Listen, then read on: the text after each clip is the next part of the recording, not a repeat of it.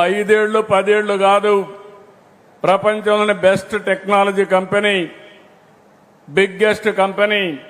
నాకు కావాల్సింది 2028 డిసెంబర్ లోపల ఫేజ్ 1 పూర్తి చేయాలని ఆదేశాలు ఇచ్చా. చేస్తున్నామని చెప్పి కూడా నేను మీకు తెలియజేస్తున్నా.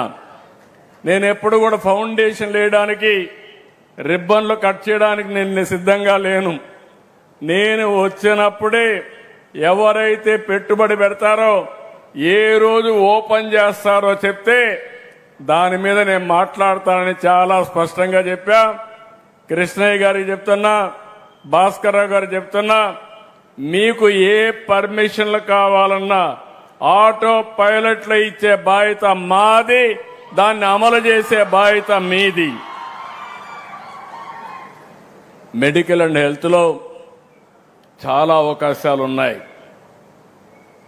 మనం ప్రపంచానికి లీడర్స్గా తయారయ్యే అవకాశం వస్తుంది.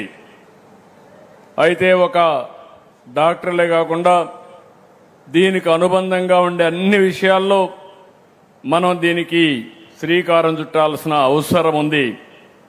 ఇక్కడ మనం చూస్తే 500 పడకల సూపర్ స్పెషాలిటీ వైద్య సేవలు కార్పొరేట్ స్థాయిలో ఇవ్వడానికి ముందుకొచ్చారు.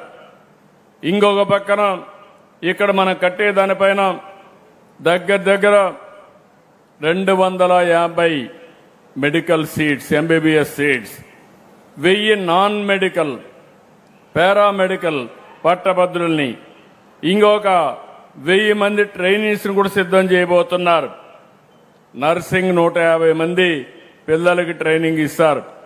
డెంటల్ 50, ఫిజియోథెరపీ 50, న్యూట్రిషన్ సైన్సెస్ 50, ఇలాంటివన్నీ చూస్తే ఒక 5,000 మందికి పెట్టుకున్నారు. నేను వారిని లాస్ట్ టైం చెప్పింది నాకు జ్ఞాపకం ఉంది. స్కిల్ డెవలప్మెంట్ కింద పక్కనే వినుకొండ ల్యాండ్ ఉందన్నారు, కానీ దానికి కొన్ని సమస్యలు ఉందన్నారు. మీరు ఏం చేసుకుంటారో నాకు తెలియదు.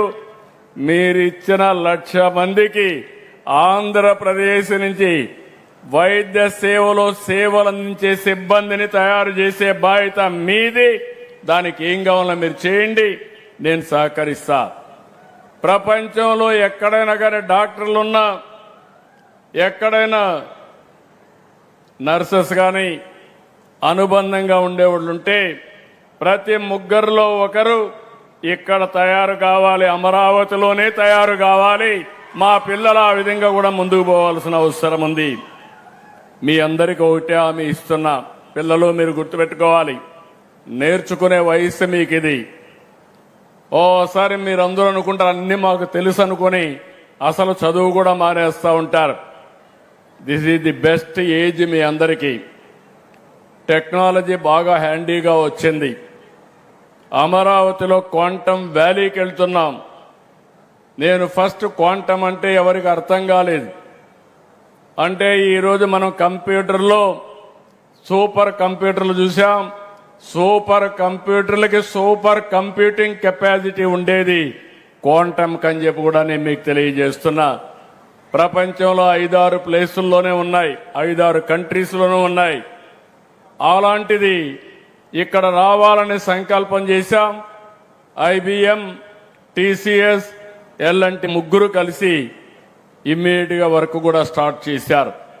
అమెరికాలో కంప్యూటర్ ఉంది, అది బయలుదేరి వస్తే డిసెంబర్ కంతా భారతదేశంలో మొట్టమొదటి క్వాంటమ్ కంప్యూటర్కి చిరునామాగా అమరావతి తయారవుతుంది. ఇది అయిన తర్వాత నేను ఒకసారి మాట్లాడితే చాలా మంది ముందుకు వచ్చారు. సార్ ఎక్కడి నుంచో మనం కంప్యూటర్లు తెప్పించడం ఏంటి, మేమే అమరావతిలో తయారు చేస్తామని వచ్చారు. నేను కూడా ఆశ్చర్యపోయాను. వచ్చిన తర్వాత ఇప్పుడు ఒక నమూనా తయారు చేశారు, 5 క్యూబిట్స్. మనకు వచ్చేది 153 క్యూబిట్స్ వస్తుంది. ఇప్పుడు 5 తయారు చేశారు. 5 తయారు చేసి 50 తయారు చేయడం స్కేలింగే. ఇప్పుడు దానికి కూడా సిద్ధమవుతున్నాం. 2 సంవత్సరాల్లో ప్రపంచానికి క్వాంటమ్ కంప్యూటర్లు మన అమరావతి నుంచి సరఫరా చేయబోతున్నాం. అది మన యొక్క తెలివితేటలు. ఇంకొక పక్క నేను గ్రీన్ హైడ్రోజన్ వ్యాలీ అన్నాను. ఈరోజు ప్రధానమంత్రి గారు కూడా ఒక పిలుపిచ్చారు. ఆ పిలుపు మీరు చూస్తే ఎక్కడో జియో పొలిటికల్ సిచ్యువేషన్, ఇరాన్లో యుద్ధం, ఇరాన్ అమెరికా యుద్ధం మన దేశంలో సమస్యలకు నిలయమైంది. వచ్చే గ్యాస్ వచ్చే పరిస్థితి లేదు, పెట్రోల్ సరఫరా లేదు, రేట్లు పెరుగుతున్నాయి, ఆర్థిక వ్యవస్థ అతలాకుతలం అయ్యే పరిస్థితి వచ్చింది. ఇప్పుడు మనందరం కూడా ఆలోచించుకోవాల్సింది, ఇలాంటి జియో పొలిటికల్ సిచ్యువేషన్స్ రాబోయే రోజుల్లో ఇంకా ఎక్కువ వస్తాయి. అయితే విదేశాలపైన ఆధారపడకుండా మనం సెల్ఫ్ రిలయన్స్ సాధించాల్సిన అవసరం ఉంది. దీనికోసం ప్రతి ఒక్క ఇల్లు కరెంట్ ఉత్పత్తి చేసుకోవాలి, ప్రతి ఒక్క పొలం కరెంట్ ఉత్పత్తి చేసుకోవాలి. ఒకప్పుడు సోలార్ అంటే ఎవరికి అర్థమయ్యేది కాదు. 15 సంవత్సరాల కంటే ముందు నేను ఒక మాట చెప్పాను, భవిష్యత్తులో సోలార్ రెవల్యూషన్ వస్తుంది, రెన్యూవల్ ఎనర్జీ వస్తుంది, ₹1.50 నుంచి ₹2లోనే కరెంటు ఉత్పత్తి చేసే శక్తి మనకు వస్తుందంటే ఎవరు నమ్మలేదు. ఈరోజు నేను గర్వంగా చెప్పగలుగుతున్నా, ₹2.40 50 యూనిట్ కరెంట్ ఉత్పత్తి చేసే పరిస్థితికి వచ్చాం. మొట్టమొదటిసారిగా మీరు చూస్తే కరెంటు రేట్లు పెంచడం మానేసి కరెంటు రేట్లు తగ్గించే పరిస్థితికి వచ్చాం.